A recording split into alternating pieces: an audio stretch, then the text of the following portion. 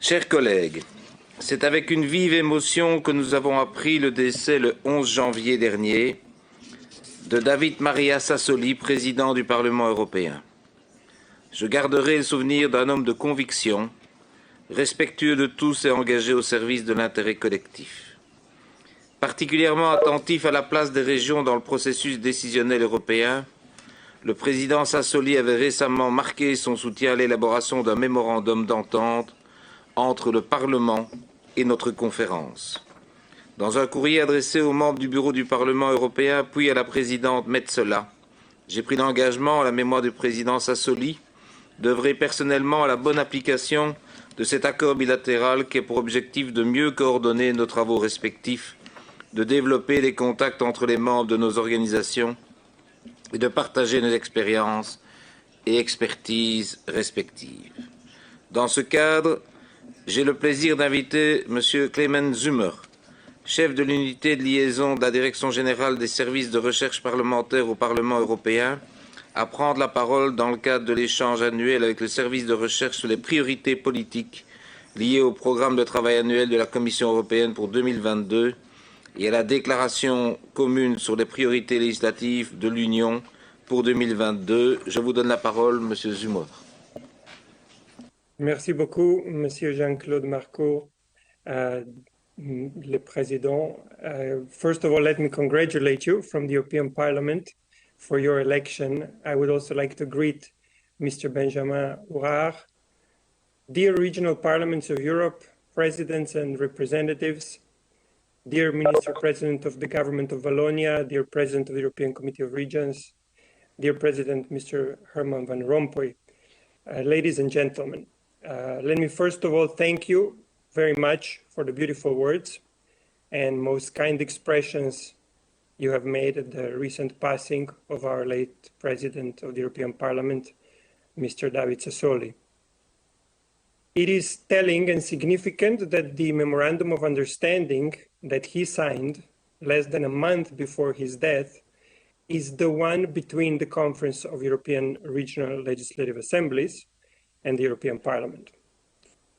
I thank the CALRE Vice President and President of the Canary Islands Parliament, President Mr. Gustavo Matos Exposito, for making this happen during his presidency. There are many good initiatives that we remember this month, and I would like to mention only one.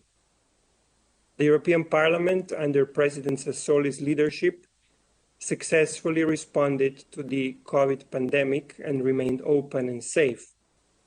But it didn't only take care of itself. The Parliament buildings were opened to the local communities in Brussels, Strasbourg, and Luxembourg, to vulnerable women, and helped homeless people during the pandemic, including by employing our European Parliament cooks and drivers to prepare and distribute meals for the families in need. In fact, I'm speaking to you from the office space, which was for over a year used as actual accommodation for vulnerable women. This was done based on the needs expressed by the Brussels region, whose parliament is also CALRE member and we just heard from. I'm pointing this out as, in my opinion, it is a great example of how we can connect the various levels of government in a concrete way and do what we in the European Parliament value very much, which is to get closer to our fellow European citizens. Now let me move to our annual exchange on policy priorities related to the European Commission's annual work program for this year, which is also the first point in our mentioned agreement. I will briefly present to you some of the key elements of the Commission work program that we identify as key priorities that could be relevant for regions. And I suggest that then we follow up via the CALRE Secretariat to connect with each and every one of you and designate a contact point in your administrations, which is also in our Memorandum of Understanding. We will then continue to be in monthly contact over the year to send you the information on the relevant EU policy and ask for your input from your region, from your parliament, in terms of any research or a good idea or practice knowledge or experience that you may have with a particular policy, which is at that moment going to be on the tables of members of European Parliament. Before I start, let me point out the detailed analysis of this Commission work program, which the European Parliament Research Service has produced, and it will be shared by Vasilis in the chat now, and you can then read it so that you can on 12 pages have a bit more detail that I won't go into right now. Let me just mention some of the key elements of the Commission Work Program 2022. We know that since the outbreak of the COVID-19 pandemic, EU has worked to reinforce public health sectors and mitigate the socioeconomic impact of the pandemic. It was focusing on areas of health, economy, research, borders, and mobility, if we say it very shortly. The Commission 2020 work program for this year is entitled Making Europe Stronger Together. And in essence, it is an ambition to do two things. First, to help European Union recover, that is, emerge stronger and more resilient from the pandemic. And secondly, it's to boost the transformative agenda, which is defined by accelerating twin green and digital transitions to build a more fair and resilient, more cohesive Europe. 2020 in this context is also designated as European Year of Youth. Among the new and refit initiatives that the Commission proposes, that's in Annex 1 and 2, there are 68 legislative and non-legislative initiatives to be presented by the Commission in 2022. Let me give you some of the examples. There are 6 chapters, 6 pillars of the Commission work program.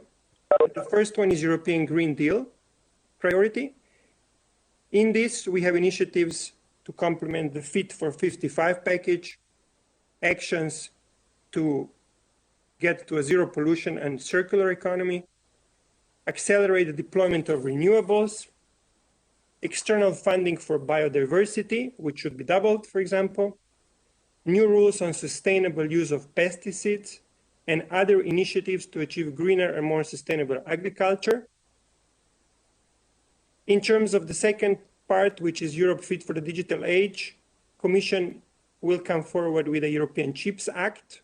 Indeed, some of the elements have already been presented, aimed to boost European innovative capacity.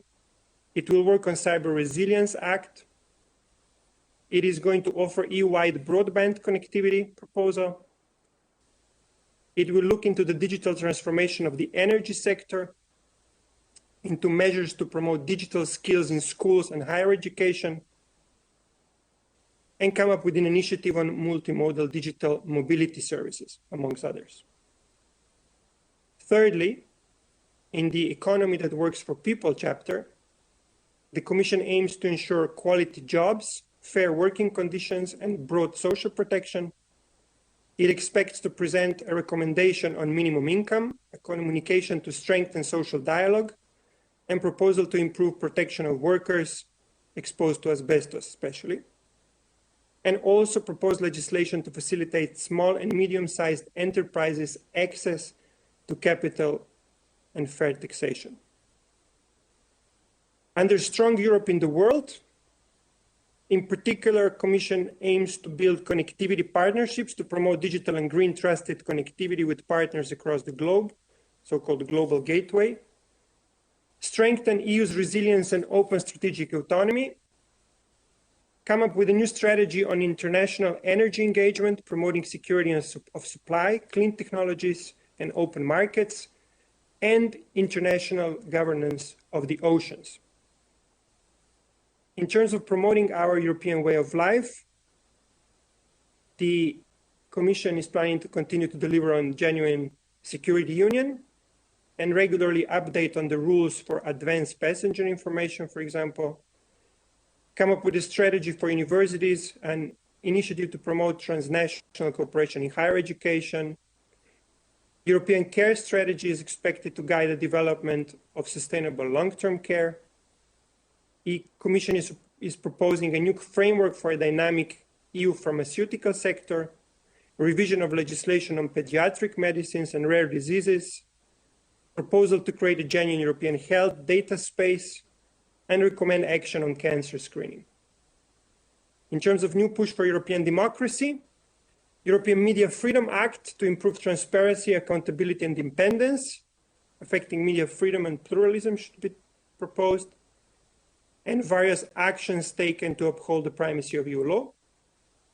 Also, a strengthening of judicial cooperation on the protection of vulnerable adults in cross-border situations is to be proposed, with a view of ensuring union of equality. Also, the role of independence of equality bodies should be strengthened, and tackling harmful practices against women and girls in particular is to be tackled. This is very briefly giving you some of the examples that you also may be interested in or have knowledge about that you could share with us. What is interesting to note is that just like in the last year's Commission work program, this year Commission also reiterates the importance of better regulation to ensure that the political decisions are taken based on best available evidence, taking into account the impact they will have on the ground and the views of people and businesses likely to be affected. And you are certainly very much addressed in that particular statement. It is worth noting that according to the Commission work program, almost all of the legislative initiatives will be accompanied by an impact assessment, another opportunity directly to the Commission to give input from your regional parliaments, for example. And in terms of timing, many proposals are in the second and third quarter to be coming out, but about half, especially in the REFIT proposals, are coming at the end of the year, in the fourth quarter. So let's say we have time to come up with the different elements that we can then input into these policy proposals. To conclude, and taking this into account and having had our annual exchange with the representatives of the regional and local governments from across the EU, in the European Parliamentary Research Service, we will cover all the mentioned initiatives. So you can follow us for the publications if interested, and we will welcome your input, as I said, on all the EU policies mentioned. Most specifically, I can today announce that we will be preparing so-called pre-legislative briefings that are completely based on the input we receive also from regions and cities, and where your input would be especially welcome. And the topics that are most relevant in this respect, we identified 6 that are to be covered, are carbon removal certification, digital education skills, which is a recommendation improving the provision of digital skills in education and training. Thirdly, facilitating SME access to capital. The joint communication on international governance of the oceans. The European care strategy, that will include revision of Barcelona targets and proposal on long-term care. And finally, a new push for European democracy, strengthening the role and independence of equality bodies. So these are, as I said, we will be working on all EU policies, but these are specifically those that we would be very much interested to receive your input into, because they are particularly designed for your input to be synthesized in a short paragraph. So if you have a document that is relevant to this, that is publicly available, that you can send to us, we will then mention it, we will link it, we can receive it in any of your languages, of course, we work in all the official EU languages, and we will then bring it to the attention of the members of European Parliament at the time when they will be looking at these legislative proposals, or in case of the 6 I mentioned, even before the Commission will come up with a proposal, so that they can already prepare the ground and have an understanding of what is the perspective from the regions on these particular topics that should be taken into account, and then maybe organize their work accordingly, including a fact-finding mission, for example, into a region that is especially concerned with a certain policy proposal or has special knowledge on it. You will see that in the chat. Vasilis has also shared an example of one of these kind of briefings, so that you can see a recently published briefing which which is an example of what I'm talking about. So on this point, again, I would say that we probably don't have time for a long discussion here, although I'm very much interested in any reflections or comments you may have or questions.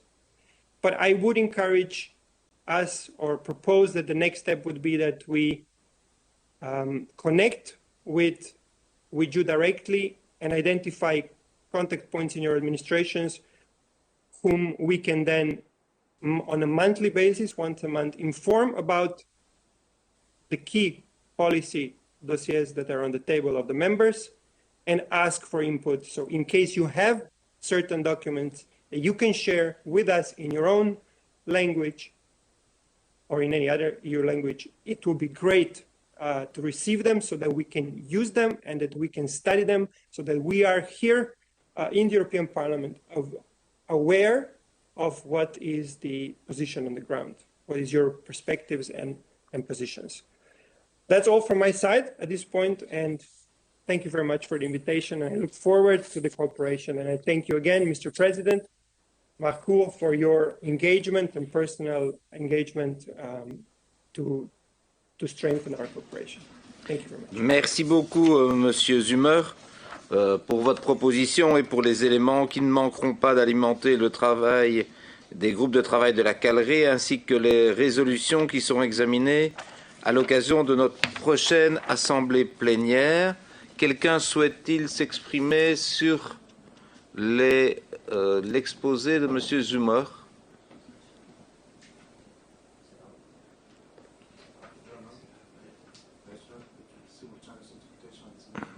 Okay. In English or so Spanish? Sorry. Okay. Yeah, arranging that. Sorry. Quelqu'un souhaite-t-il prendre la parole? Je ne vois pas de demande d'intervention.